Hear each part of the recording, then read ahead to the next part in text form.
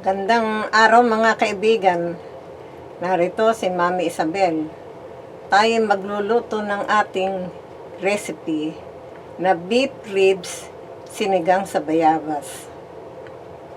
Narito ang mga ingredients ng ating recipe. Narito ang butchoy, ang beef ribs, ang ating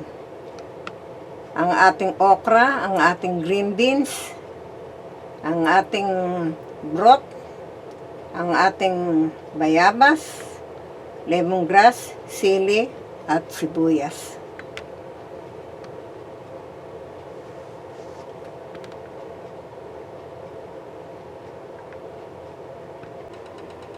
Mga kaibigan, narito ang ating tubig. Isinalang ko na. Ating palalambutin ngayon itong bayabas.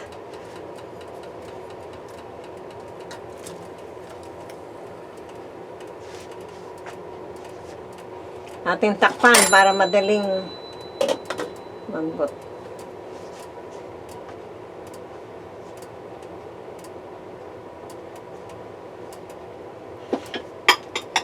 Kung mapapansin nyo po, yung ginamit po kasi niyang tubig dun sa pinaglagaan ng bayabas, hugas, bigas po, para Hindi masyadong umitim. oo, nang hindi masyadong umitim yung sabaw niya. Pinakasabaw. Oo. Mga kasi minsan umiitim siya. Okay. Mga kaibigan, atin nang isasabay sa pagluluto itong ating baka. Sa ibang lalagyan naman, kasirola. Lagyan natin ng tubig. So habang hinihintay natin yung bayabas, papakulo ka naman diyan ng para sa sa karne, no? Sa beef Ito ribs. ang ating beef.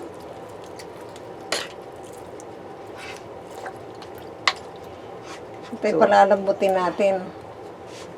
So lalaga na po natin yung beef ribs para lumambot. Para lumambot. At saka pagkulo nito, unang kulo, aalisin natin yung pinaka-kwan. May maitim kasi na Yung mga dugo-dugo yun, oo. aalisin natin pinaka-bula. Bula, oo. Pero lalagay na natin ang ating lemongrass. Pangalis ng niya, lansa. Ating tatakpan para madaling kumulo.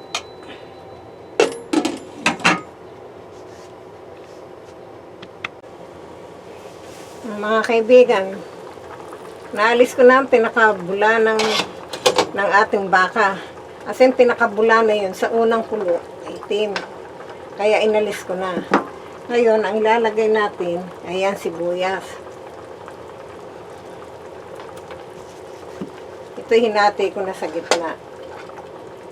Tapos saka natin ilalagay ang ating broth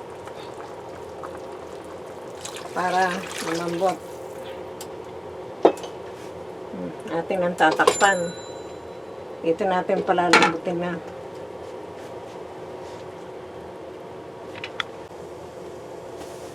Mga kaibigan, mga ating baka ay malambot na.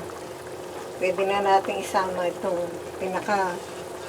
ang ating bayabas kasi kinuha ko na sa strainer para walang buto. Kasi mahirap yung humihigop ka ng sabaw tapos may buto.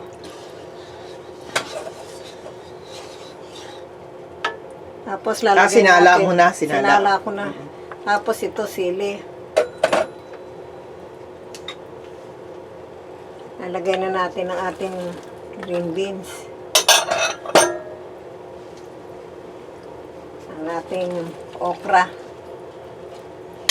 Hintayin muna natin ng mga 2 kulo at tapos yung pinakahuli na butchoy isasama natin. Lagyan natin ng konting asin.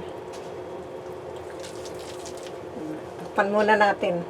Pag mga ilang 2 kulo, sasama na natin yung huling ingredients.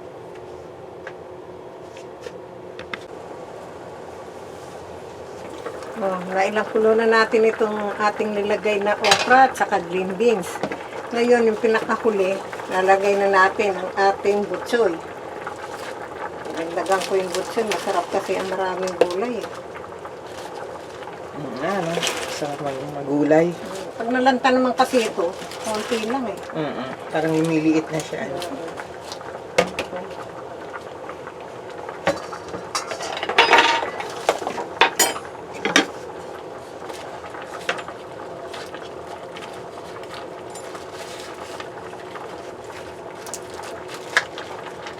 Nalanta itong ating butchoy. Pero masarap talaga, maraming gulay, lalo na pag may sabaw.